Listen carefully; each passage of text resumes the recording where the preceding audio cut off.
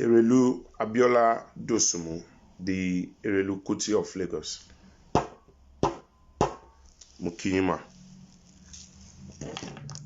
Mo ti wo àwọn few interviews yín àti àwọn remark yín lórí nǹkan tó ṣẹlẹ̀ ní Èkó and most especially nípa ọ̀pá àṣẹ ọba.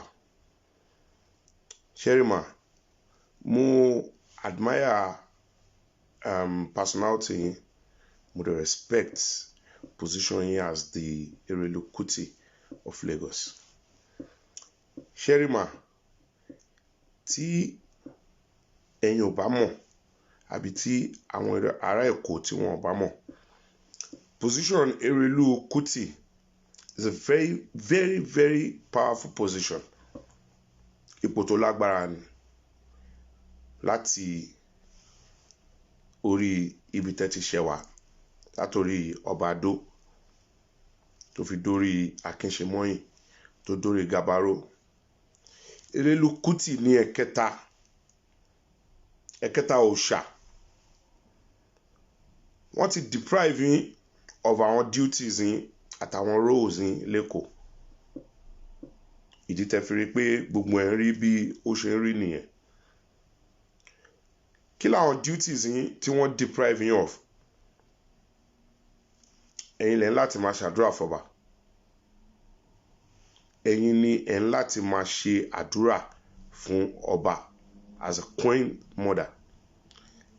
Gbogbo affairs obìnrin, anything that has to do with obìnrin lÉkòó, ẹ̀yin lẹ̀ ń láti máa oversee, including gbogbo ọjà àti àwọn ìyálọ́jà. Erelu Kuti, duty Erelu Kuti ni. Ṣùgbọ́n wọ́n ti dà gbogbo ẹ̀ pọ̀, wọ́n ti dàrú. Òun ni mo ṣe ní wọ́n deprive yín of àwọn functions yín. Mo wá fẹ́ correct yín fún nǹkan kan mà, ẹ má bínú mà, and I stand to be corrected. Ẹni ceremonial ọ̀pá ni ọ̀pá tí wọ́n gbé. Àwọn olóyè náà wọ́n sọ wọ́n ní ceremonial ọ̀pá. Ẹ má bá wọn sọ bẹ́ẹ̀ mà.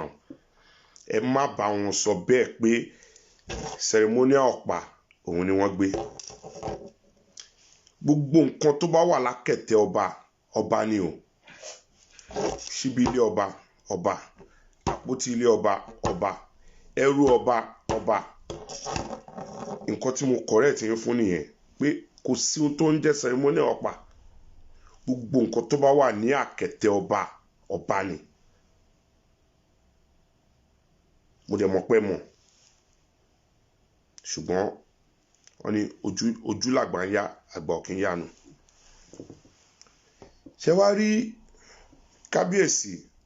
Ẹ jẹ́ káwọn èèyàn mọ̀ pé àárín ẹ̀yin àti kábíyèsí kò dánmọ́rán. Nǹkan tí ìlú ṣe rí bó ṣe rí nìyẹn. Wọn ò jẹ́ kẹ́ perform duties yín. Way back, mo gbọ́ tẹ́ sọ pé ẹ ti ń agitate fún gbogbo àwọn nǹkan láti bí 20 years, 15 years ago.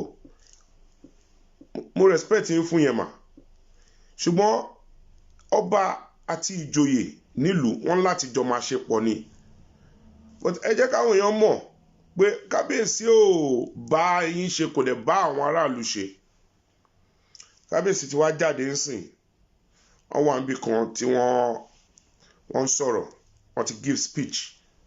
Wọ́n label it as first speech látẹnu eléko. But to my greatest surprise, mo rí pé ọ̀rọ̀ politics ni kábíyèsí yìí lọ́yìn sọ. Kábíyèsí ń sọ̀rọ̀ decentralization of state and wọ́n sọ̀rọ̀ devolvement of power. Nǹkan tó kọ̀kọ́ nìyẹn. Nǹkan tó kọ̀kọ́ nìyẹn, kọ́ má fi ẹ̀tẹ́lẹ̀ kọ́ má palàpalàpà. Kábíyèsí need to be guided. Àwọn èèyàn need láti kọ speech fún kábíyèsí. Àwọn èèyàn need láti guide kábíyèsí through nǹkan tí wọ́n máa sọ. Àwọn ọmọ Ìgbò kọ́ ni wọ́n wọlé wá gbé ọ̀pá. Àwọn jàǹdùkú dẹ̀ kọ́ ni wọ́n wọlé wá gbé ọ̀pá. Àwọn ọmọ tẹ́bi ń pa àwọn ọmọ tó níṣẹ́ àwọn ọmọ tó ń bínú ẹ̀yin náà sọ ẹlẹ́rẹ́jẹ̀ lójú wọn ẹni rí ẹ̀jẹ̀ pain náà ẹ̀rí ní ojú àwọn tí àwọn ọmọ youth tẹ̀ ń bá sọ̀rọ̀ pé they are angry ti fail wọn ẹni ẹ ti fail àwọn generation wa as parents ẹ wá ní àní sùúrù kò ṣe pé àní sùúrù gan because 73 ni yín sìn mà tẹ bá rí another 40 years ohun ọlọ́run ni ọlọ́run á dẹ̀ jẹ́ pẹ́ our generation tẹ rí ẹ̀jẹ̀ lójú wa yìí we're in our 40s ẹ̀yin lẹ sọ ẹ ti fail wa lóòótọ́ ẹ fail wa so ẹ ti bàjẹ́ jìnnà débi pé káwa náà dákẹ́ kakọ̀ máa wò torí tẹ bá lọ ọlọ́run á jẹ́ pẹ́ o tẹ bá lọ àwa ló máa kù ṣáwa náà fẹ́ jẹ́ kí ìlú rí bó ṣe rí lórí àwọn ọmọ títí wa ni kò gbọ́dọ̀ ṣẹlẹ̀ ìdí tá a ń pè yín tá a ń bẹ̀ yín pé kẹ́ ṣe eré kí gbogbo yín lọ túbá kẹ́ lọ túbá kẹ́ do the right thing ètò bá máa repent inú yín kó repent kẹ́ dẹ̀ fà á lé ọmọ lọ́wọ́ ní stage tẹ́ wà yìí ó yẹ kẹ́yìn náà ti máa breed another Erelu so kò ní jẹ́ pé tí ọlọ́run ajẹ́kọ́jọ́ yín dalẹ́ mà ọ́ tọ́lọ́jọ́ bá dé wọ́n á kọ̀ lọ mú èèyàn kan bì kan based on sentiment wọ́n á lọ fi jẹ Erelu títorí wọ́n deprive ẹ̀yin of duties yín ó wà lára àwọn nǹkan tí gbogbo àwọn nǹkan báyìí fi ń ṣẹlẹ̀ mo dẹ̀ mọ̀ pé ẹ dákẹ́ àdúrà ẹ tún yìí máa ṣe àdúrà yẹn lọ ni ẹ jẹ́ kí kábíyèsí kó ní meeting pẹ̀lú àwọn ìjòyè nǹkan tí ìjòyè ṣe wà nìyẹn kó ṣe meeting pẹ̀lú àwọn ọ̀dọ́ àtàwọn aráàlú the problem of Èkó kò kí ń ṣe unitary system for now problem Èkó kì í ṣe decentralization kò kí ń ṣe pé kí wọ́n devolve power problem àárín Èkó yẹn is internal security kábíyèsí need láti implement neighborhood watch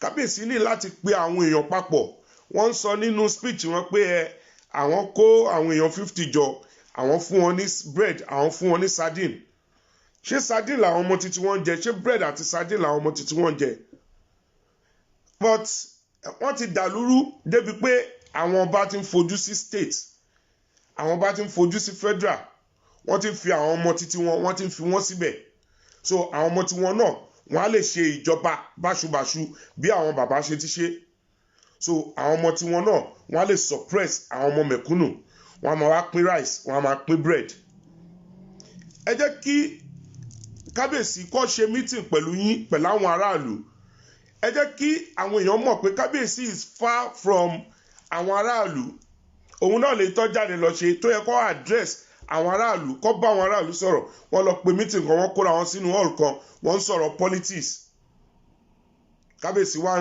ń sọ àìgbọ́bí lẹ́nu abọ́ rẹ̀ náà